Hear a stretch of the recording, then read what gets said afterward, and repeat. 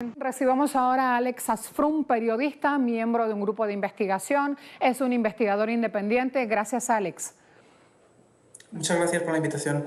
Los invito a todos a seguir poniendo el punto en la I.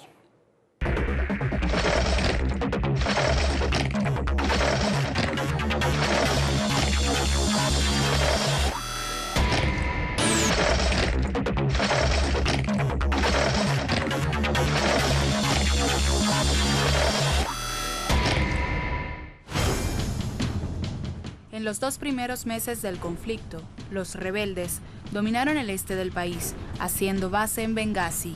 La ofensiva del ejército libio, apoyado por la aviación, estaba a punto de aniquilarlos, cuando se produjo la intervención armada de la OTAN, amparada por una resolución de las Naciones Unidas que les permitía la creación de una zona de exclusión aérea. Inmediatamente, la OTAN violó la resolución y comenzó una intervención abierta a favor de los denominados rebeldes, bombardeando por mar y por aire las fuerzas de Gaddafi y destruyendo su equipamiento, aviación, fuerzas blindadas y líneas de suministros. Los rebeldes, en medio de una campaña mediática, entraron en Trípoli en agosto. Ese accionar que veíamos para intervenir como sea Libia tuvo una doble consecuencia en el plano regional: el drama de los refugiados en el Mediterráneo y el envío de armas y terroristas afiliados a Al-Qaeda hacia Siria. Son palabras de nuestro invitado, Alexandre Asfrum. Para la opinión pública que sigue el tema, el país está dividido y es incontrolable. Nuestra hipótesis de trabajo hoy pregunta: ¿es una autoprofecía? ¿Es una profecía autocumplida? Efectivamente, pienso que el imperialismo traza no solo un plan, sino varios. Y en el caso del Oriente Medio es interesante observar cómo tanto en Irak, como en Siria, como en Libia, existe esta estrategia de dividir para reinar. Lo hemos visto muy claramente en Irak. La división sectaria que ha sido fomentada por el antiguo embajador de Estados Unidos en Irak. También hubo esta lectura en los grandes medios, que era prácticamente la visión preconizada por la OTAN en base a un conflicto sectario en Siria, definiendo un problema confesional que era una completa fabricación de los medios, mientras que habían otros intereses en juego. Y en el caso de Libia, pues también existe esta cuestión. Si observamos la intervención francesa en Mali, que fue en buena parte también debida al tráfico de armas y también a la circulación de grupos extremistas en este país africano, Mali, podemos observar de que las fracciones, ya sea en base confesional o étnica, son realmente parte de la estrategia fundamental del imperialismo históricamente. Y en el caso de Mali, esto pudo observarse con mucha evidencia, de cómo Francia, por ejemplo, apoyó en un primer momento, dio la voz a los grupos tuareg para seguidamente forzar su intervención militar en el terreno, presentarse como un salvador y, digamos, inclinar la balanza a su lado.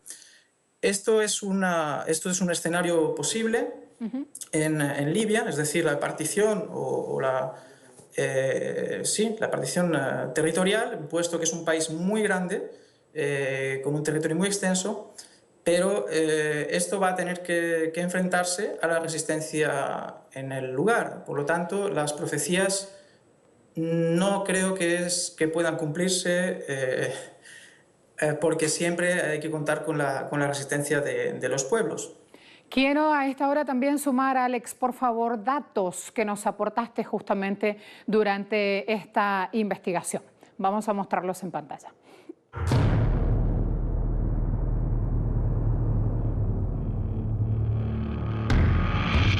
Las tribus del sur del país se declaran fieles al hijo mayor de Gaddafi, Saif al-Islam, retenido en un lugar secreto por los islamistas.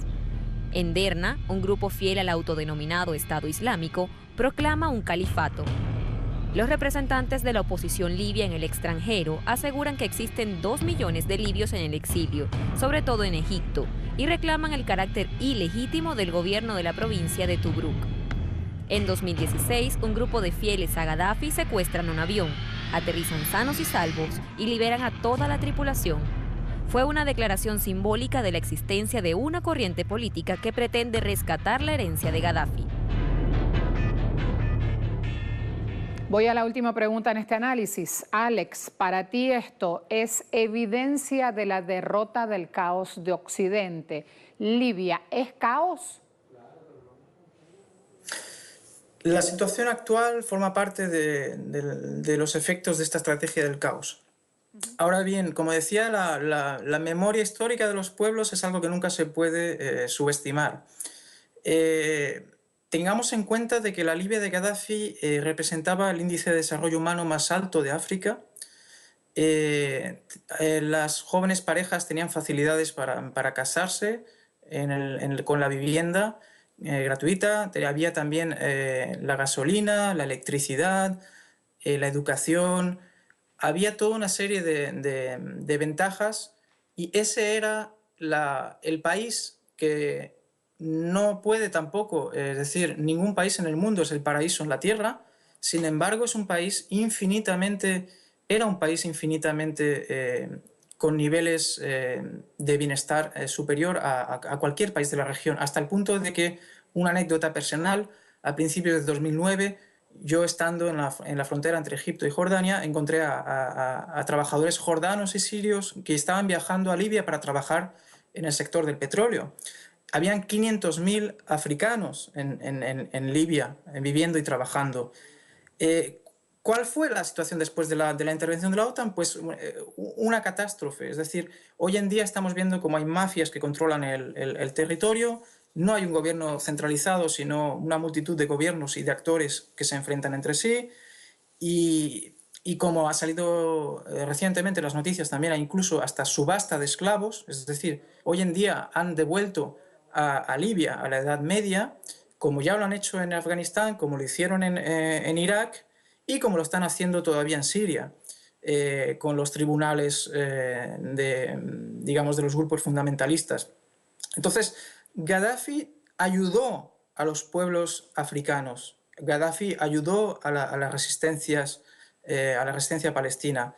Gadafi no era un santo, pero hubo una estrategia de diabolización de este líder del sur que cualquier persona honesta en el mundo debería reconocer que la situación era infinitamente mejor que la de hoy en día.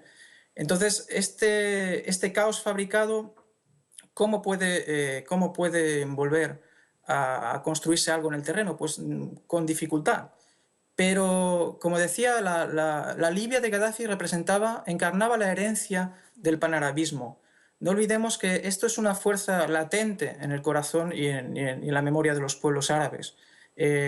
Cuando murió Nasser, también con el choque del petróleo, emergieron una serie de actores regionales como las petromonarquías que combatieron la ideología panárabe, el progreso, la modernidad, una visión más socialista, y la combatieron ¿con qué? Pues la combatieron con una ideología reaccionaria que era la que vehiculaban los hermanos musulmanes o la ideología wahhabí a través de las redes de financiación de mezquitas, y esto era realmente una estrategia en el marco de la Guerra Fría. No olvidemos que en Afganistán la estrategia fue de apoyarse sobre los llamados combatientes de la libertad, mujahidines, y esto es el escenario que la administración Obama intentó repetir. Es decir, en lugar de intervenir directamente como hacía Bush, apoyar grupos que trabajaran a su servicio, es decir, grupos mercenarios. Lo que pasa con los grupos mercenarios es que su fidelidad tiene los días contados. Entonces, tenemos que volvernos siempre hacia la memoria de los pueblos y las luchas por la soberanía, y pienso que nos guste más o menos un gobierno, ya pueda ser como fue el caso de Gadafi o Egipto o Rusia, las fuerzas progresistas en el mundo deberían poner la prioridad en la lucha por la soberanía de los pueblos del sur, de los países, por el derecho al desarrollo, que es un derecho contemplado en las Naciones Unidas en la Declaración de 1986, y las personas pacifistas deberíamos luchar contra toda guerra intervencionista. Alex, muchas gracias por poner el punto en la I. Hablabas de memoria y quiero de inmediato ir a recordar esto también. We came, we saw, he died. We came, we saw, he died.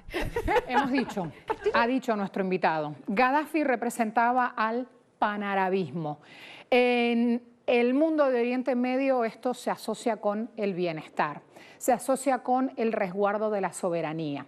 Esto lamentablemente en este momento se ve como que es algo que ya ha pasado a la historia.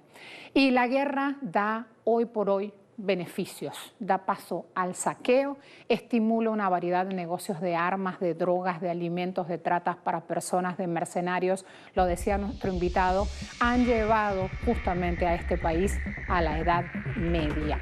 Lo dijimos al iniciar este programa, siempre ha sido el plan. Libia dividida, Libia devastada, es una profecía autocumplida. Y de esta forma vamos a cerrar este programa con varios puntos aún por abordar, pero con el más importante a esta hora ratificado. Dejamos atrás las imágenes de Gaddafi y quedó atrás el bienestar de su gente. Pusimos el punto en la I.